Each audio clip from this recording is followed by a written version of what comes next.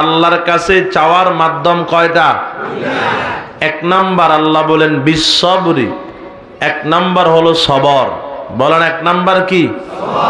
দুই নাম্বার ওয়াসসালাহ, দুই নাম্বার হলো নামাজ। বলেন দুই নাম্বার কি? একটু জবান খুলে বলবেন।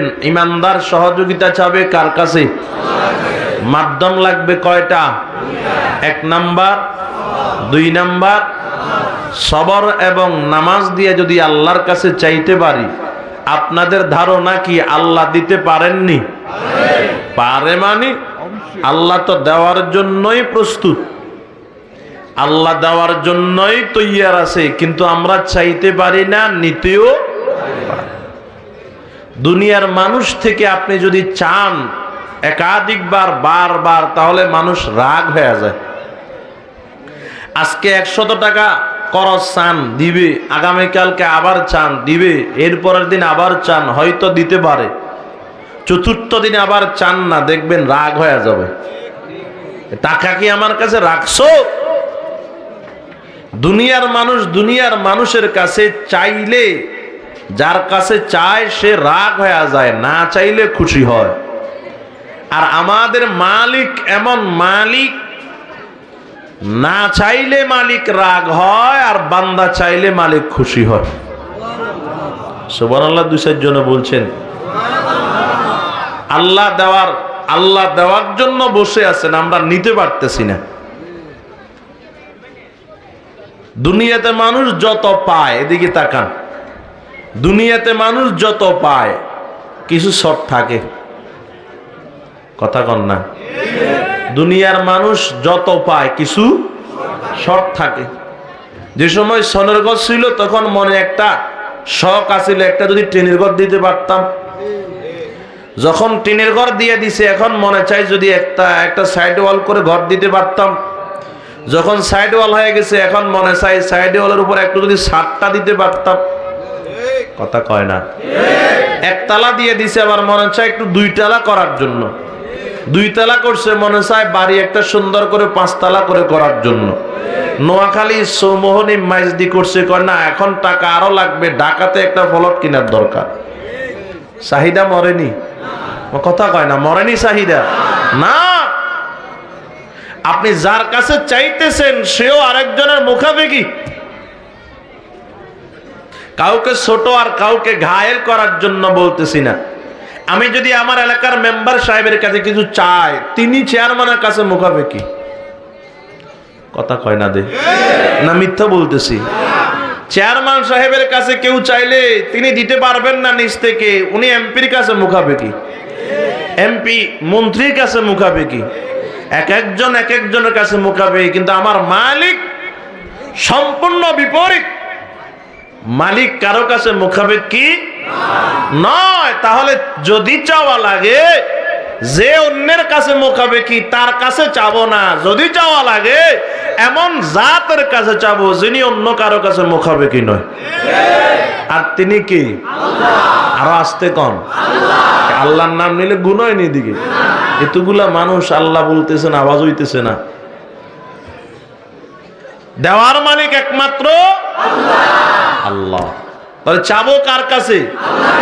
মাধ্যম লাগবে কয়টা? 1 নাম্বার, 2 নাম্বার নামাজ। আসেন মাধ্যমগুলা নিয়ে আলোচনা করি।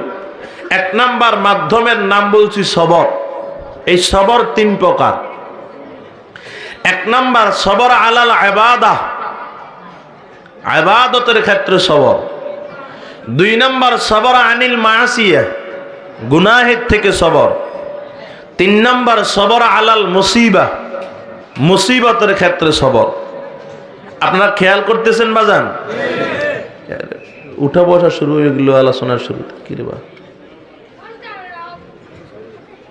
যারা উঠবেন 1 মিনিটে উঠে যাবেন। আমি এখন ছুটি দিলাম, 1 মিনিটে উঠে যাবেন।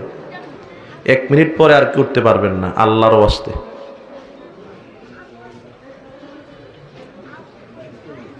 আমি তো এলাকায় নতুন না, আমি সুবর্ণচরে গত 3-4 বছর আগে না করলেও প্রতি সিজনে 15-20টা প্রোগ্রাম করতাম।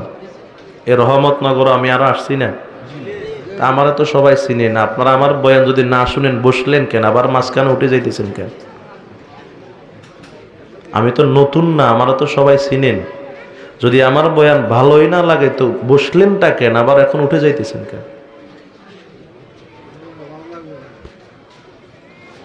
এটা যদি আপনি আমার জায়গায় এখানে বসতেন তো তখন বুঝতেন যে কেমন কষ্ট লাগে মাঝখান থেকে উঠে গেলে।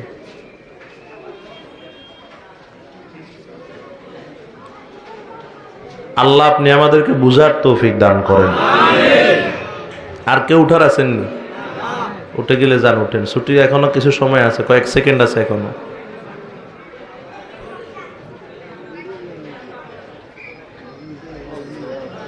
আল্লাহ আপনি আমাদের সবাইকে কবুল করেন।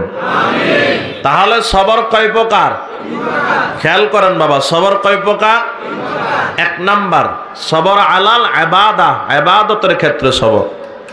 দুই নাম্বার সবর আনিল মাসিয়া, গুনাহের থেকে সবর। তিন নাম্বার সবর আলাল মুসিবা, মুসিবতের ক্ষেত্রে সবর। এদিকে তাকান বাবা, এই তিন প্রকারের সবর করনেওয়ালার জন্য আল্লাহ পাক রব্বুল আলামিন বড় বড় তিনটা পুরস্কার রাখছেন। জোরে কোন সুবহানাল্লাহ। পুরস্কার দিবেন কি? আল্লাহ যেমন মহান, আল্লাহ যেমন বড়, আল্লাহর পুরস্কারটাও তেমন বড়। এই তিনটা পুরস্কার আমি কোরআন এবং হাদিস থেকে আপনাদের সামনে শোনানোর চেষ্টা করব ইনশাআল্লাহ। এক নাম্বার সবর আলাল ইবাদা, ইবাদতের ক্ষেত্রে সবর। সেটা কি? বলে ইবাদত করতে কষ্ট আছে।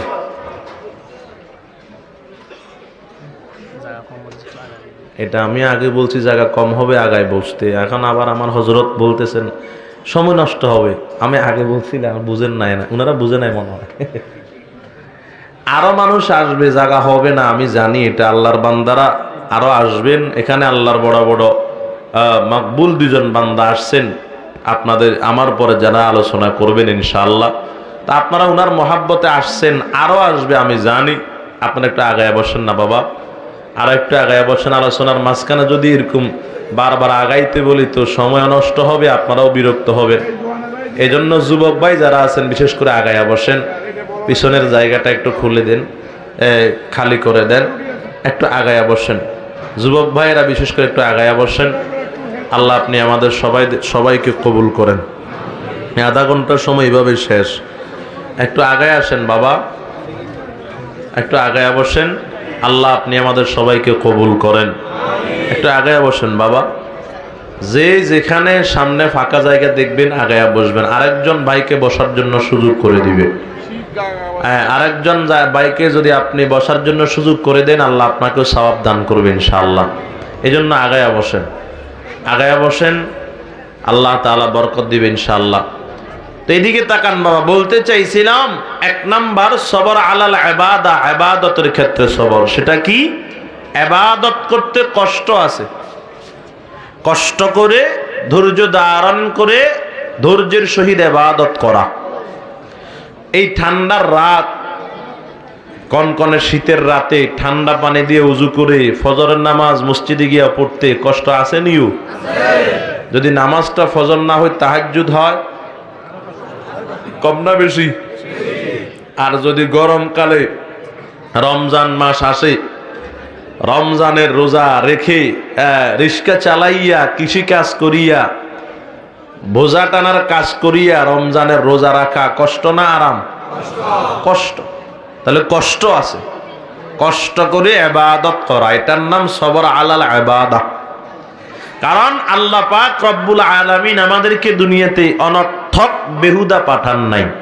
আল্লাহ বলেন, আফাহাসিবতুম আন্নামা খালাকনাকুম আবাসা আফাহাসিবতুম আন্নামা খালাকনাকুম আবাসা ওয়া আন্নাকুম ইলাইনা লা তুরজাউন। আল্লাহ বলেন, বান্দা এ কথা কখনোই ধারণা করবা না আমি আল্লাহ তোমাদেরকে দুনিয়াতে অনর্থক পাঠাইলাম, এবং এই কথাও ধারণা করবা না তোমরা আমি আল্লাহর দরবারে ফিরে আসা লাগবে না। এ বান্দা, আমি আল্লাহ তোমাদেরকে একটা উদ্দেশ্য সফল করার জন্য পাঠাইছি। একদিন আগে হোক একদিন পরে হোক, তোমাদের সবাইকে আমি আল্লাহর দরবারে হাজিরা দেওয়া লাগবে। বলেন কথা ঠিক কিনা? এ মুসলমান আমার বাবা, এই দুনিয়ার জমিনে আমরা কেউ অনর্থক আর বেকার বেহুদা আসি নাই। আবার এই দুনিয়ার জমিনে আমরা চিরস্থায়ী থাকবো, বিষয়টা এমনও নয়। এই দুনিয়াতে একটা উদ্দেশ্য সফল করার জন্য আসছি, আবার দুনিয়া থেকে চলে যাব একদিন। বান্দা বলে, আল্লাহ উদ্দেশ্য নিয়ে আসছি, যে বেকার তো আসে নাই, অনর্থক আর বেকার তো বেহুদা তো আপনি পাঠান নাই, তো পাঠাইছেন কেন জানতে চায়। আল্লাহ পাক রব্বুল আলামিন কুরআনুল কারীমের ভিতরে বলেন কেন পাঠাইছি জানো? ওয়ামা খালাকতুল জিন্না ওয়াল ইনসা ইল্লা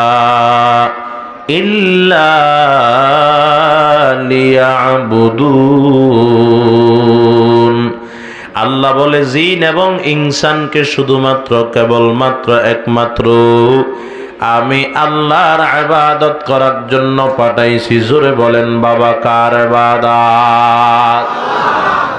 আল্লাহর ইবাদত করার জন্য আমরা দুনিয়াতে আসছি রে বাজান। আমি বলছি ওই ইবাদত করতে বড় কষ্ট আছে, ইবাদতটা করতে বাজান কষ্ট আছে।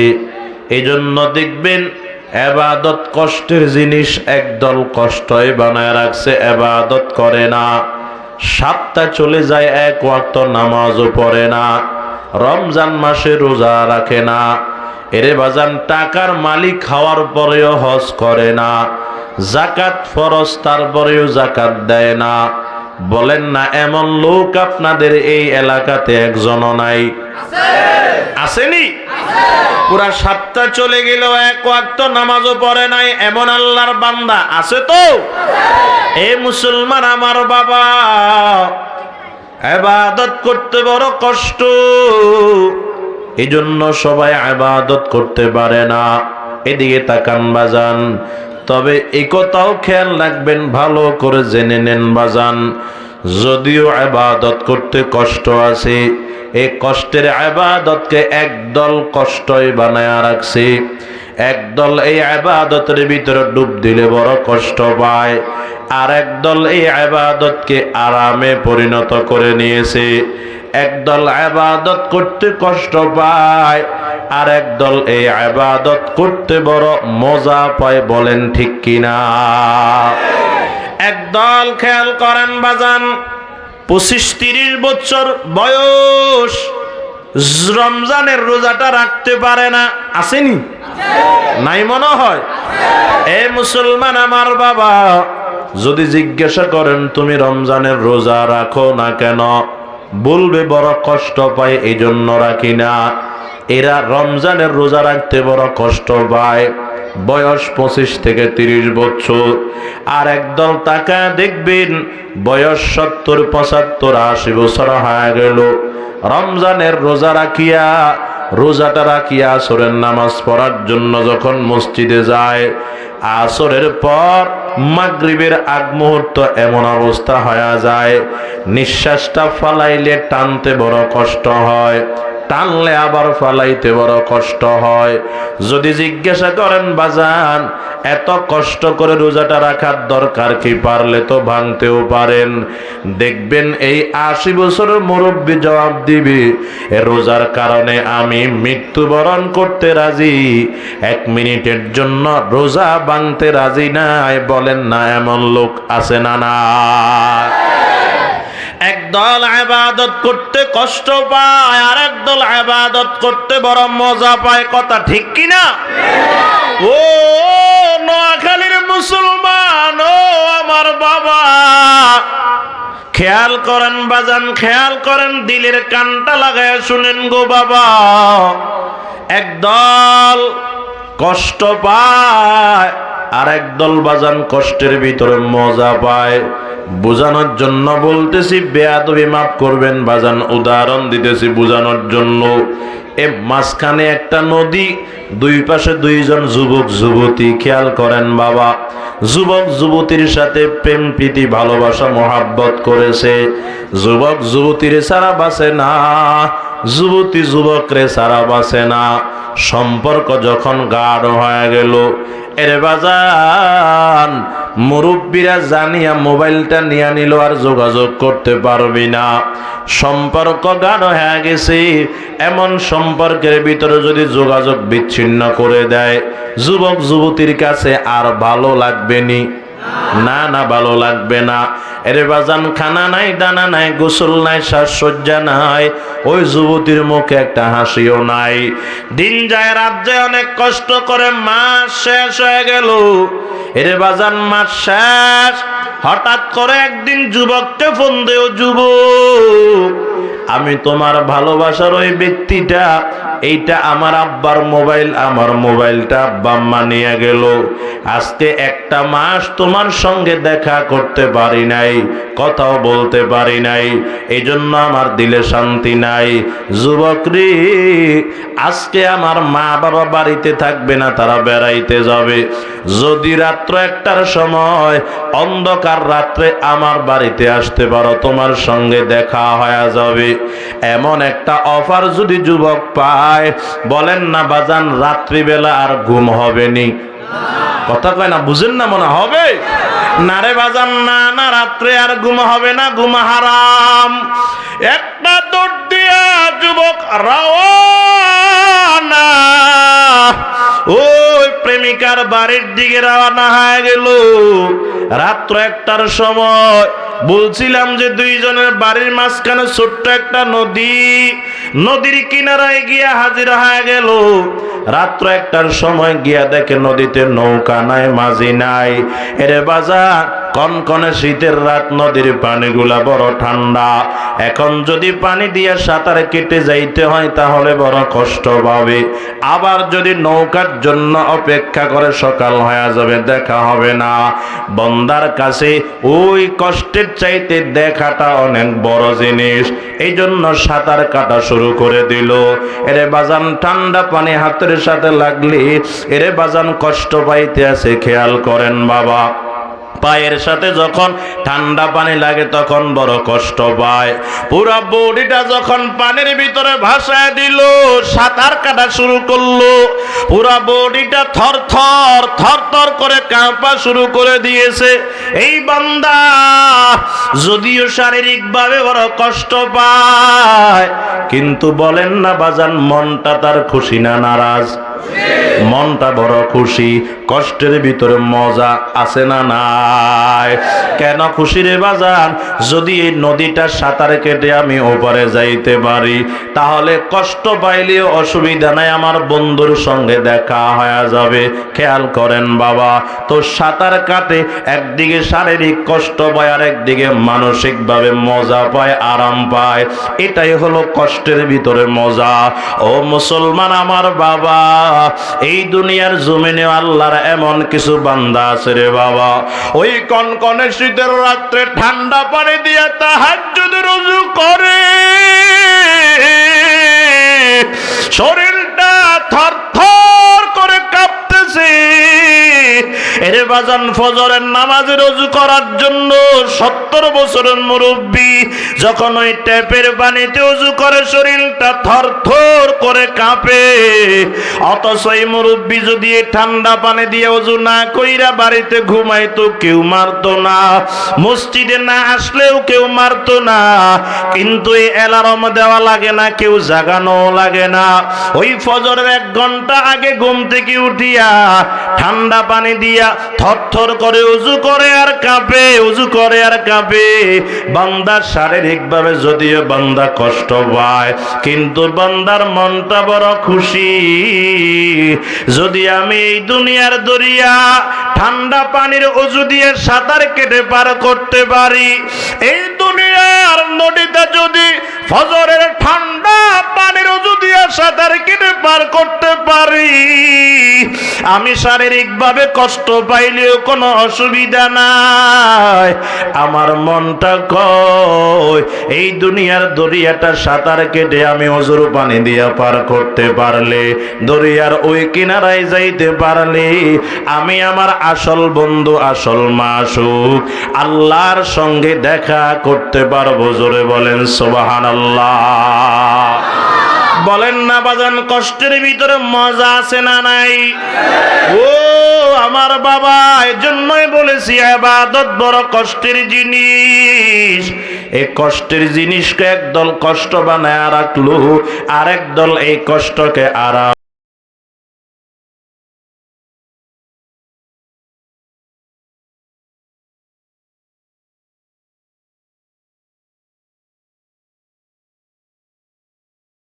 পুরস্কার। খেয়াল করেন বাবা, এক নাম্বার ইবাদতের ক্ষেত্রে সবর করলে আল্লাহ কি পুরস্কার দিবেন আল্লাহর কোরআন থেকে বুঝে নেন।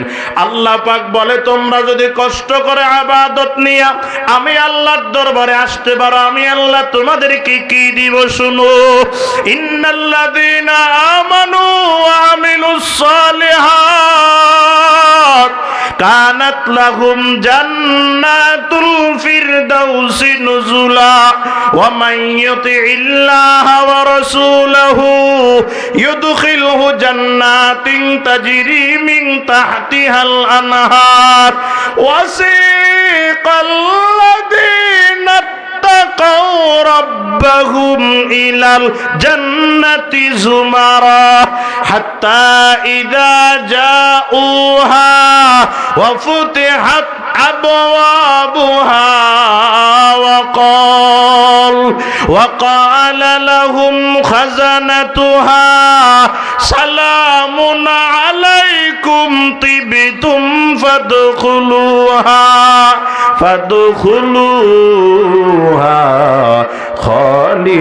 খালিদিন।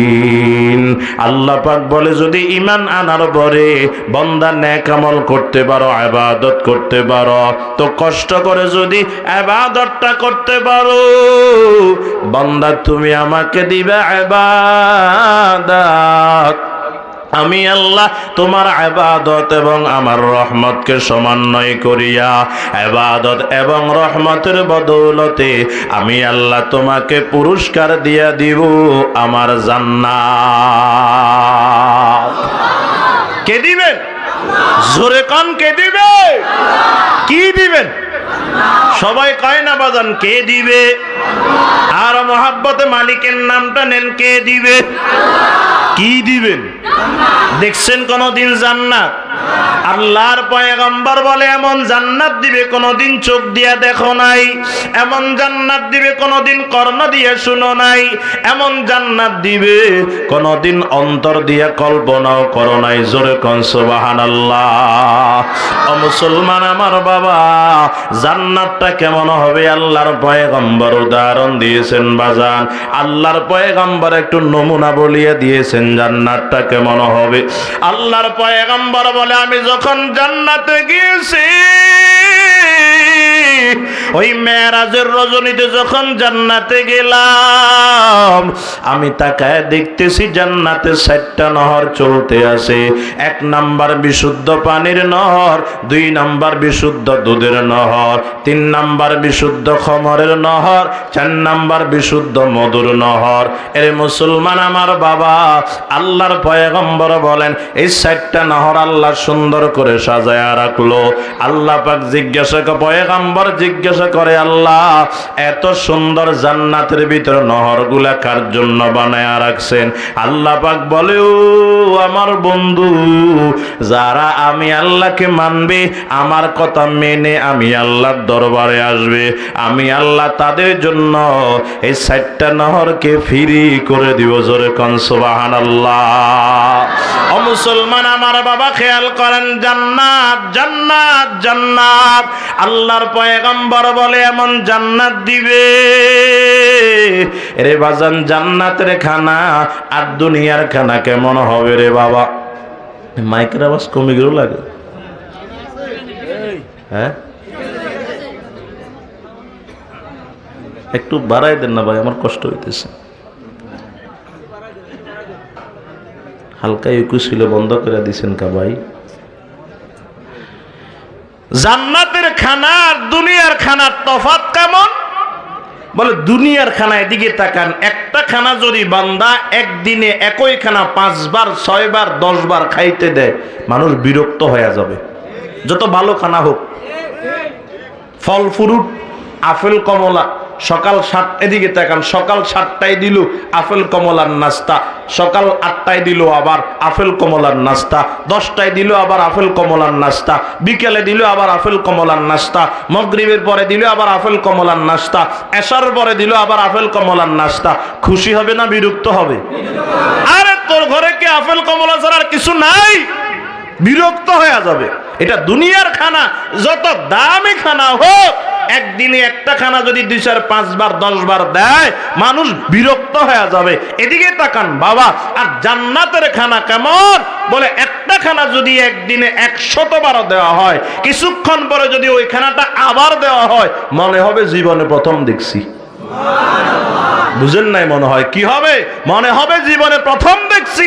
এই দুনিয়াতেও দেখবেন যে কোনো মানুষ খানা খায় বিরক্ত হয়, ভাত ভালো লাগে না বিরিয়ানি কর, বিরিয়ানি ভালো লাগে না পোলাও কর, পোলাও ভালো লাগে না খিচুড়ি কর। আছে না নাই? কন্যা বাজান আছে না নাই? আর মিষ্টি কত খাইব, মিষ্টি বাদ দে, জাল নাস্তা দে, বিরক্ত হয়ে যায়। কিন্তু দুনিয়াতে আল্লাহ একটা নিয়ামত, শুধুমাত্র একটা নিয়ামত এমন দিছেন, 70-80 বছর পর্যন্ত খাইছে, বিরক্ত হয় নাই। আসেনি? কি বুঝাইতে পারি না? কি 70 বছর পর্যন্ত পান করছে। এখন এই 70 বছর বয়সে সকালে কয় তৃষ্ণা লাগছে, কয় ধরেন পানি খাইলো, আবার 8টায় কয় তৃষ্ণা লাগছে, পানি দিল, জোহরের সময় তৃষ্ণা লাগছে, পানি দিল, আসরের সময় তৃষ্ণা লাগলো, পানি দিল, মাগরিবের সময় তৃষ্ণা লাগলো, পানি দিল, এশারের পরে ঘুমাইতে গেছে, আমার একটু তৃষ্ণা লাগছে, পানি দিল। কয়নি আরে এটা কতবার খামু, বাদ দে, আরেকটা দে। কথা কয় না? দে কইছে কোনদিন? কইবে কোনদিন? আরে মরার সময় তো আরে পানি দে। কথা কয় না? দে। সারা দিন রোজা রাখলো, আসরের পরে ওই জমিনের আইল দিয়ে হাঁটে, জমিনের পানি দেখলেও খাই ফেলতে মনে চায়। কথা কয় না? ভিতর তো শুকায় গেছে। এখন ব্লেন্ডার দিয়ে এই বানাইলো তরমুজের শরবত, এই বানাইলো আনারসের শরবত, এই বানাইলো রুয়াবজার শরবত, বেলের শরবত, 5 প্রকারের শরবত বানাইয়া এইভাবে সাজাইছে ইফতারের জন্য। একবারে শেষ মাথায় এই গরিব পানিটা রাখছে। বুঝাইতে পারি না? এখন একটা আজান দিয়ে দিছে মসজিদে, একটা মুখে খেজুর দিয়েছে, এটা চাবাইয়া কয় শরবত দে না পানি দে। কথা কয় না? কি কয়? আরে শরবত বানাইছে না, রাখ এগুলো, আগে পানি দে। এমন টানা টানে মনে হয় জীবনে পানি দেখে না। কথা কয় না? দে। এই দুনিয়াতে এমন প্রমাণিত আছে, পানির টানতে গিয়ে আটকিয়ে মারা গেছে। এমন ভাবে টানতে আছে মনে হয় যেন আজকে প্রথম দেখছে। বাজান, দুনিয়ার এই পানির ভিতরে যদি এত আকর্ষণ হয়, এবার চিন্তা করেন না জান্নাতের খানা কেমন আকর্ষণ হবে। সুবহানাল্লাহ কইলেন না? অত সেই পানিতে কোন উত্তম কোন কালার নাই, কোন মিষ্টান্ন, কোন মিষ্টি নাই, কোন আলাদা কোন একটা রঙও নাই, তেমন কোন মজাও নাই। চিনি দিছে নি এখানে? রং দিছে নি? মেডিসিন দিছে? গ্রানের জন্য কিছু ব্যবস্থা করছে? আর সাদা পানি, কল সাবিয়া পানি দে, তোর তোর 7 আপ তোর এগুলা রাখ, আগে পানি দে, পানি খায়। তো এই পানির ভিতরে এত আকর্ষণ থাকলে জান্নাতের খানার ভিতরে আকর্ষণ কম না বেশি? জোরে কোন সুবহানাল্লাহ। এ মুসলমান আমার বাবা খেয়াল করেন, এর যুবক বাবা খেয়াল করো, আজকে দুনিয়ার জমিনে একটা সুন্দরী নারী দেখা তুমি পাগল হয়ে গেলা। ওই টেলিভিশনের পর্দায় একজন নায়িকা দেখে পাগল হয়ে গেছো। কারে সুবহানাল্লাহ, নায়িকাটা কত সুন্দর, যদি জানতি তাহলে এত পাগল হইতি না। এই নারী তো পর্দায় আসার আগে 1.5 কেজি আটা মাখছে মুখে। কথা কয় না? বলেন না এই বলে এটা না আটা মাখছে, আমাদের বাড়ির পাশে জরিনা তো বহু সুন্দরী। যত সুন্দরী হোক দুনিয়ার নারী, খেয়াল করেন, দুনিয়ার নারী যত সুন্দরী হোক, তার চোখ দিয়া ময়লা যায়, যায়নি? নাক দিয়া ময়লা যায়, মুখ দিয়া ময়লা যায়, মাথার দিক দিয়ে তুমি ফুটা করবা, রক্ত বের হবে নাপাক, হাত ছিদ্র করবা, রক্ত বের হবে, শরীর নাপাক হয়ে যাবে, ওযু ভেঙে যাবে, পাও ছিদ্র করবা, ওযু অবস্থায় রক্ত বের হলে নাপাক, ওযু ভঙ্গ হয়ে যাবে। এর বাজান খেয়াল করেন, তাহলে দুনিয়ার নারী যত সুন্দরী হয়, চোখ দিয়া ময়লা যায়, নাক দিয়া ময়লা যায়, মুখ দিয়া ময়লা যায়, একদিন যদি টানা সকাল থেকে বিকাল পর্যন্ত খানা না খায়, কিছু না খায়, এমন দুর্গন্ধ মুখ দিয়া বের হবে, সামনে বৈশা কথাও বলতে পারবা না। অথচ জান্নাতের নারী কেমন হবে?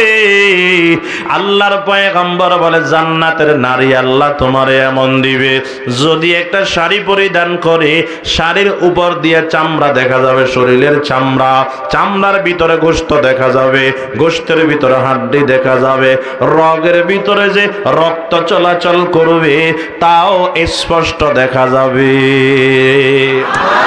মুসলমান আমার বাবা, ওই জান্নাতে যাইতে মনটা চাই কি চায় না? কার কার হাত দুইটা দেখান তো, আল্লাহ কবুল করেন, জোরে বলেন আমিন।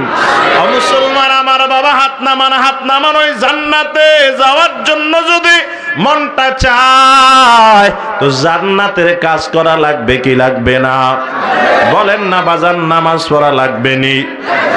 এক শুক্রবার আর আরেক শুক্রবার, হ্যাঁ আসেনি? কয় না, নাই মনে হয়। আপনাদের এদিকে নাও থাকতে পারে, আমাদের ওইদিকে আছে দায়েমি মুসল্লি স্যার, আরো 3 প্রকারের মুসল্লি আছে। এক হলো শুক্কুর আলী, না এদিকে, আরেক হলো রমজান আলী, আরেক হলো কোরবান আলী। শুধু শুক্রবারে শুক্রবারে মসজিদ, পুরা সপ্তাহের খবর নাই।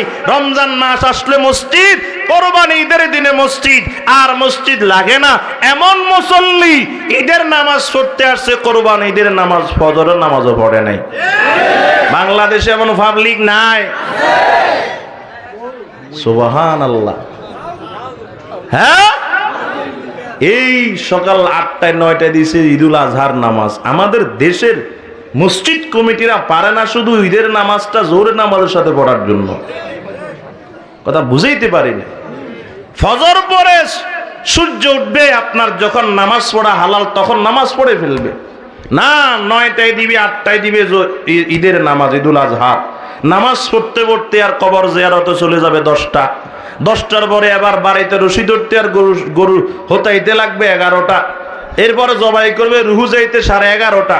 12টার থেকে শুরু করবে কুড়াকুড়ি। জোহর গেল, আসর পর পর্যন্ত গোস্ত কুটে, এমন প্রমাণও বাংলাদেশে আছে। তো জোহর গেল কই, তোর আসর গেল কই? মাগরিবের পরে রহমতনগরের দোকানে বৈশা পায়ের উপর পা তুলে, বাবা আমার গরুর তো আজকে 3 মণ গোস্ত হইছে। কথা কয় না, কল্পনাও তো করি না এত গোস্ত হবে। যে আল্লাহ তো কোরবানির গোস্তের ভিতরে বরকত দিয়েছে, তোর নামাজ নাই, গোস্ত দিয়ে কি করবি তুই? 1 লক্ষ মণ কোরবানির গোস্ত যদি এক পাল্লায় রাখা হয়, জোহরের নামাজ যদি আরেক পাল্লায় রাখা হয়, গোস্তের পাল্লা ভারী না নামাজের পাল্লা ভারী? হয়তো গরু এটা কিনছ, বেয়াইরা কি কইব কোরবানি না দিনের জন্য কিনছ। কথা বুঝাইতে পারি না। মগা গরু জবাই করছে, যদি ফকির আসে কয় এখনো বাঘ গরি নাই, পরে আসিও, পরে আইসা দেখে সব ফ্রিজে। কথা বুঝাইতে পারে না, আসেনি? এ বাংলাদেশে এমন পাবলিকে তো আছে, এক কোরবানির গোস্ত আরেক কোরবানি খায়। কথা কন না, খায় না? এক ইমাম সাহেবের বক্তব্য, রমজান মাসে দিছে গরুর গোস্ত খানার ভিতরে। এই গোস্ত নাকি প্লাস্টিক এগুলা। ও ছেলেরা জিজ্ঞাসা, কিরে তোর বাজার করে না? করছে তো। গরুর গোস্ত দিয়েছে, গত কোরবানের ফ্রিজে ছিল, ওগুলো বাইর করে দিয়েছে। আরেক কোরবানের সামনে 2 মাস আছে। আর এটা হলো বাংলাদেশ। আপনার গরুর সব গোস্ত আপনি ফ্রিজে রাখলে গুনাহ হবে, আমি এটা বলতেছি না। আপনি তো ধনী, আল্লাহ টাকা দিয়ে সারা বছর তো গোস্ত খাইতেছেন, কিন্তু গরিবেরা তো কিনতে পারে না। গোস্তর দাম 600 700, সোনার বাংলাদেশে 800 হয়। কথা কেন হয়নি? হয়, কিন্তু গরিবেরা তো খাইতে পারে না। আজকে গরুর গোস্তগুলা দেও না গরিবের। আল্লাহ আপনি আমাদেরকে বুঝার তৌফিক দান করেন। রাগ করতেছেন? আল্লাহ সবাইকে কবুল করেন, জোরে কোন আমিন। তাহলে জান্নাতে যাইতে গেলে নামাজ লাগবে নি? এক কয় ওয়াক্ত? সবাই কয় না, ওই যারা শুক্র আলী এরা কয় না। কয় ওয়াক্ত? আজকে থেকে 5 ওয়াক্ত নামাজ পড়ব। রাজি আছি তো ইনশাআল্লাহ? 24 ঘন্টাকে 2 ভাগে ভাগ করবেন, এক ভাগে 23 আর এক ভাগে 1। এক ভাগে 23 ঘন্টা আর এক ভাগে 1 ঘন্টা। 24 ঘন্টাকে 2 ভাগে ভাগ করবেন, এক ভাগে 23 ঘন্টা আর এক ভাগে 1 ঘন্টা। 23 ঘন্টা নিজের সব কাজে ব্যবহার করবেন, 1টা ঘন্টা আল্লাহকে দিবেন। 5 ওয়াক্ত নামাজ পড়তে সর্বোচ্চ ঠিক করে পড়লে 1 ঘন্টা লাগে। কথা কয় না? 1টা ঘন্টা আল্লাহকে দিয়ে আজকে থেকে নামাজটা আদায় করবেন তো ইনশাআল্লাহ।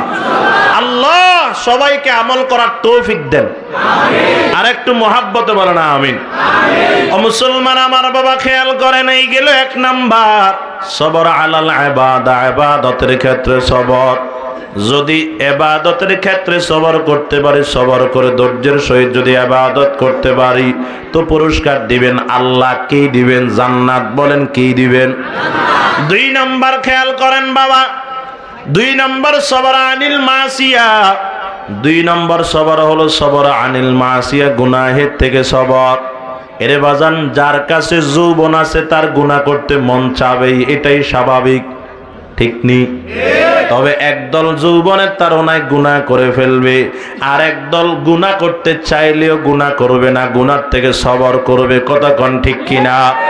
এই মুসলমান আমার বাবা, আজকে ডানে তাকাবেন, বামে তাকাবেন, সামনে পিছনে যেদিকেই তাকাবেন শুধু গুনাহ আর গুনাহ। বাজারে পুরুষ যেমন নারীও কম না। এরে বাজান, শুধু পর্দা পরা নারী না, উলঙ্গ নারীও আছে, তাকাইলে গুনাহ হয়ে যায়। এর বাজান শুধু তাই নয়, অনিচ্ছাকৃতভাবে গুনাহ হয়, শুধু তাই নয়, এই সমাজে এমনও আছে পুরুষ নারীকে গুনাহের দিকে ডাকতে থাকে, নারী পুরুষকে গুনার দিকে ডাকতে থাকে। এখন যদি কোনো নারী আপনাকে যদি গুনার দিকে ডাকতে থাকে, যদি গুনার দিকে ডাকতে থাকে, আপনি যদি গুনাহ না করেন, গুনার থেকে যদি সবর করেন, তো পুরস্কার দিবেন কে? এই দুনিয়াতে দিবেন না বাজান। খেয়াল করেন, গুনার থেকে সবর করলে আল্লাহ পুরস্কার কখন দিবেন জানেন? আল্লাহ পাক বলে, ইয়াউমা ইয়াফিরুল মারউ মিন আখিহি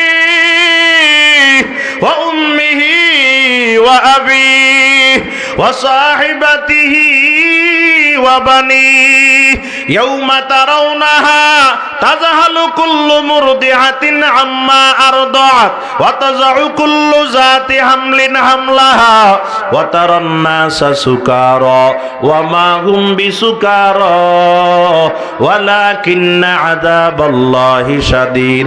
আল্লাহ কখন পুরস্কার দিবেন? যখন সন্তান তার মাকে চিনবে না। ওই হাসর ময়দানের কথা বলতেছি বাজার, যে হাসর ময়দানে সন্তান তার মা বাবাকে চিনবে না, মা বাবা তার সন্তানকে চিনবে না, ভাই ভাইকে চিনবে না, বোন ভাইকে চিনবে না, স্ত্রী তার স্বামীকে, স্বামী তার স্ত্রীকে চিনবে না, এর বন্ধু তার বন্ধুকে চিনবে না। ওই দিন একটা নেকির জন্য যখন সন্তান ধরা খেয়ে যাবে, ডাক দিয়া বলবে, মা দুনিয়াতে আমার জন্য কত কষ্ট করেছো, আমার সুখে সুখী হইছো, আমার দুঃখে দুঃখী হইছো। ও মা, যদি আমি অসুস্থ হইতাম তুমি আমার জন্য রাত্রিবেলা ঘুমাইতা না। ও মা, আমি যদি খানা না খাইতাম আমার জন্য তুমি খানা খাইতা না। ও মা, যদি আমি অসুস্থ হইতাম আমার মাথার কিনারায় বৈশা বৈশা বলতা, আল্লাহ আমার সন্তানরে যত রোগ দিয়েছেন সব আমার দিয়ে দেন, সন্তানরে ভালো করে দেন। এত আদর করতা দুনিয়াতে। মা গো, আজকে তো আমি একটা নেকির জন্য ধরা খেয়ে গেলাম, একটা নেকি দিয়ে আপনি আমার সহযোগিতা করেন। ওই দিন মা বলবে, তুই কে? তোরে আমি চিনি না। অথচ দুনিয়াতে সন্তানের জন্য মা কত পাগল ছিল। আল্লাহ পাক বলে, শুধু তাই নয়, ওই দিন দুনিয়ার জমিনে মায়েরা সন্তানকে যে আদর করেছে, ওই হাসর ময়দানে দুধের সন্তানকে মা ভুলে যাবে, ওরে বাজান সেদিন গর্ভবতী মায়েরা গর্ভপাত করে ফেললেও টের পাবে না। ওই দিন মানুষগুলা মাতাল মাতাল নেশাগ্রস্তের মতো দৌড়াইতে থাকবে। এমন অবস্থা হবে হাসরের ময়দান।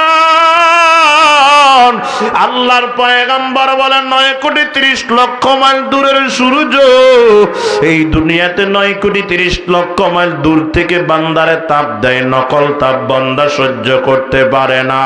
ওই কঠিন হাসর ময়দানে আল্লাহ ডাক দিবে, ও 9,30,00,000 মাইল দূরের সূর্য, আজকে বান্দার মাথার থেকে 9,30,00,000 মাইল দূরে থাকবা না, আজকে বান্দার মাথার 1 বিঘত উপরে আসো, তোমার ভিতরে যত তাপ আছে আজকে নকল তাপ নাই, সব আসল তাপ ছাড়িয়া দাও। এরে বাজান, হাসর ময়দানে সূর্য যখন কাছে আইসা তাপ দেওয়া শুরু করবে, সূর্যের তাপে মানুষের মাথার মগজগুলা ঠাস ঠাস করেছে ছুটে যাবে রে বাবা। হাসরের জমিনটা তামা তামা হয়ে যাবে। আল্লাহর পয়গম্বর বলে কারো কারো ঘাম হবে হাঁটু পর্যন্ত, আবার কারো কারো ঘাম হবে নাভি পর্যন্ত, আবার কারো কারো ঘাম হবে সিনা পর্যন্ত, আবার কেউ কেউ ঘামের ভিতরে আসতে থাকবে রে বাবা। এমন কঠিন মুসিবত, সেদিন কেউ কাউকে চিনবে না, সেদিন কেউ কাউকে আশ্রয় দিবে না রে বাবা। উপরের দিক থেকে নামবে আগুন, নিচের দিকে জমিনটাও তামা হয়ে যাবে। এমন অবস্থা হবে, আল্লাহর পয়গম্বর বলেন এমন কঠিন, সেখানে ছায়া থাকবে না, বসার জায়গা থাকবে না, বাতাস থাকবে না, মানুষগুলা নেশাগ্রস্তের মতো দৌড়াইতে থাকবে। আল্লাহর পয়গম্বর বলেন সাবআতুন ইউজিল্লুহুমুল্লাহু ফি জিল্লিহি ইয়াওমা লা জিল্লা ইল্লা জিল্লু ওয়া রাজুলুন দাআতহু যাতু মানসিবিন ওয়া জামালিন ফাকালা ইন্নী আখাফুল্লাহ। এমন কঠিন মুসিবতের ভিতরে আল্লাহ পাক রব্বুল আলামিন ডাক দিয়া বলবেন ওই যুবককে, যেই যুবক দুনিয়াতে গুনাহ দেখিয়াও গুনার দিকে যায় নাই, উচ্চ বংশীয় সুন্দরী নারী ডাক দিছে আয় মনের চাহিদা মিটায়া দেয়। যুবক বলছে ইন্নী আখাফুল্লাহ, আমি আল্লাহকে ভয় করি, আমি গুনার কাজ করতে পারবো না। এই ধরনের যুবকদেরকে সেদিন আল্লাহ পাক ডাক দিয়া বলবেন, ওরে যুবকের দল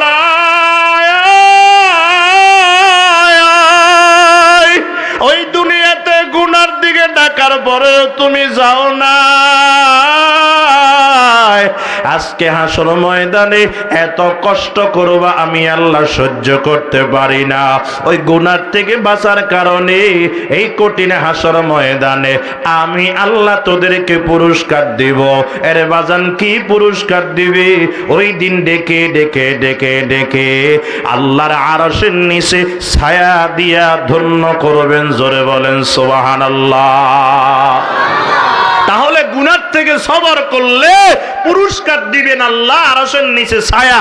1 নম্বর ইবাদতের ক্ষেত্রে সবর করলে পুরস্কার দিবেন আমার আল্লাহ জান্নাত। 2 নম্বর যদি গুনাহের থেকে সবর করি আল্লাহ পুরস্কার দিবেন আরশের নিচে ছায়া। 3 নম্বর আমার কথা শেষ, খেয়াল করেন বাবা, সবর আলাল মুসিবা, মুসিবতের ক্ষেত্রে সবর করলে আল্লাহ কি পুরস্কার দিবেন? মুসিবত তো সবার কাছে কম বেশ আসে, কি আসে না? আসে। কে ইমাম, কে মুক্তাদি, কে বড় হুজুর, কে ছোট হুজুর, কে চেয়ারম্যান, কে জনগণ, কে নবী আর কে উম্মত, ভেদাভেদ নাই। আল্লাহ সবাইকে মুসিবত দেন, তবে মুসিবত দিয়ে আল্লাহ পরীক্ষা করেন। খেয়াল করেন বাবা, যার মুসিবত যত বড় সবর করতে পারলে তার পুরস্কারও তত বড়। সুবহানাল্লাহ বলেন। এই মুসলমান আমার বাবা খেয়াল করেন, যখন মুসিবত আসবে ধৈর্য হারা হওয়া যাবে না। যদি ধৈর্য ধারণ করতে পারি আল্লাহ পুরস্কার দিবে রে বাবা। এদিকে তাকান বাজান, প্রসিদ্ধ নবী ইব্রাহিম আলাইহিস সালাতু ওয়াস সালাম আল্লাহ বড় বড় মুসিবত দিয়া পরীক্ষা করছেন, সবগুলা বলার সময় নাই। খেয়াল করেন বাবা, আব্বা কয় মূর্তি পূজা কর, সন্তান আব্বা পারুম না। শেষ পর্যন্ত নমরুদের কাছে পর্যন্ত নিয়ে গেল। তর্ক বিতর্ক হলো, লম্বা কথা আপনারা জানেন। এর বাজান নমরুদ কয়, ইব্রাহিম তুমি কি আমার খোদা মানো না? কয় না না। কয় কেন মানো না? কয় আমি যারে আল্লাহ মানি, মালিক মানি, তিনি জিন্দাও রাখতে পারেন, মৃত্যুবরণ করাইতে পারেন। এরে বাজান জেলখানা থেকে দুইজন মানুষকে আনিয়া নমরুদ একটারে মারিয়া দিছেন আর একটা সারিয়া দিছেন। কয় যে দেখো আমিও মারতে পারি, আমিও জিন্দা রাখতে পারি। কয় এই মারা আর এই জিন্দা না। কয় কোনটা? কয় আমি যারে মালিক মানি, আমার মালিক প্রত্যেক দিন পূর্ব দিক থেকে সূর্য উঠায় পশ্চিমে ডুবায়। যদি তুমি খোদা হয়ে থাকো, আগামীকালকে পশ্চিম দিক থেকে সূর্য উঠাইয়া পূর্ব দিকে ডুবাইবা। কয় আমার 14 গোষ্ঠীও পারবে না। কয় যতদিন পারবা না তোমারে ততদিন খোদাও মানতে পারবো না। জোরে কোন সুবহানাল্লাহ। এ মুসলমান আমার বাবা, পরীক্ষা শুরু হয়ে গেল। কয় ইব্রাহিমকে ধর, আগুনের ভিতরে ফালা। এরে বাজান আগুনের ভিতরে এবার ফালাইয়া দিল। লম্বা কথা, কেমনে ফালাইছে? অনেক কথা রে বাবা। আগুনের ভিতরে পড়ছে, বড় একটা মুসিবতের ভিতরে পড়ছে রে বাবা। পরীক্ষা শুরু হয়ে গেল। আগুনের ভিতরে পড়িয়া ইব্রাহিম আলাইহিস সালাম কোন প্রকারের বাজান পেরেশান হন নাই, ধৈর্য হারা হন নাই রে বাজান। ওই আগুনের ভিতরে পড়ার আগে যেই মালিকের জিকির করতো, আগুনের ভিতরে পড়িয়াও বান্দা ওই মালিকের জিকির করা শুরু করে দিল। আল্লাহ পাক বলে, কুলনা ইয়া নারু কুনি বারদাও ওয়া সালামান আলা ইব্রাহিম। আল্লাহর ওয়াদার মতো এরে বাজান আগুন আর আগুন থাকে নাই, বারদান সালাম হয়ে গেল, আরামদায়ক ঠান্ডা হয়ে গেল। এমন ঠান্ডা ইব্রাহিম আলাইহিস সালাম বলে আগুনের ভিতরে পড়িয়া এমন শান্তি পাইছি, দুনিয়াতে আর কোনো দিন এমন শান্তি পাই নাই। সুবহানাল্লাহ বলেন। পরীক্ষা আসছে, পরীক্ষার ভিতরে পাস না ফেল, কন্যা কন্যা পাস না ফেল, পাস। পরীক্ষা আসবে, মুসিবত আসবে। এই মুসিবত আল্লাহ দিবেন বিভিন্ন দিক দিয়ে। অনেক লম্বা কথা। আল্লাহ বলেছেন, ওয়ালা নাবলুওয়ান্নাকুম বিশাইইম মিনাল খাউফি ওয়াল জুই ইলা আখিরিল আয়াত। শেষ পর্যন্ত আল্লাহ তাআলা লম্বা কথা এখানে আছে। অনেকগুলা পরীক্ষা আছে। যেই প্রকারের পরীক্ষা আসুক, যেই প্রকারের মুসিবত আসুক, ধৈর্য ধারণ করব। চাবো কার কাছে? বলেন কার কাছে? আল্লাহ দিতে পারে তো ইনশাআল্লাহ, অবশ্যই পারে। এজন্য সহযোগিতা চাবো আল্লাহর কাছে। মাধ্যম লাগবে দুইটা। এক নাম্বার সবর, দুই নাম্বার হলো নামাজ। সবর এবং নামাজ দিয়ে আল্লাহর কাছে চাইবো। নামাজ তো দিয়ে চাবো, আগে নামাজ শিখা লাগবে। কথা বলেন ঠিক কিনা? নামাজ কই শিখবো? বলে নামাজ তো আমার বাজারে গেলে শিখায় না, নামাজ তো আমার রাস্তায় হাঁটলে শিখায় না, ময়দানে ঘুরলে শিখায় না। নামাজ শিখার জন্য প্রতিষ্ঠান আছে না নাই? কথা কন না, আছে না নাই?